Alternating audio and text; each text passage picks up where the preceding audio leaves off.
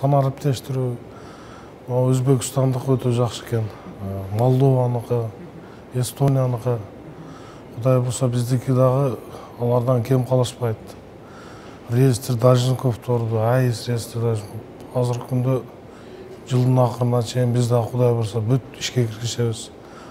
Түндүк иштеп жатат азыркы күндө. Баткен областы боюнча айта кетсем, бизде 11 сот аткаруучу. Биз 9 айлыкты 53% менен аткардык. Биздики кичине 2019 жылдын 9 айында кичине түшүп кетти. Себеби багы административный штрафтар көбөйүп кетти да.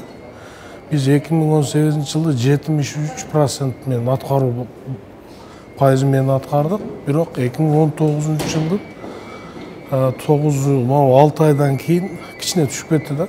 Себеби дегенде ошол административный штрафтар азыркы күндө сот аткаруучуларга түшүп жатат.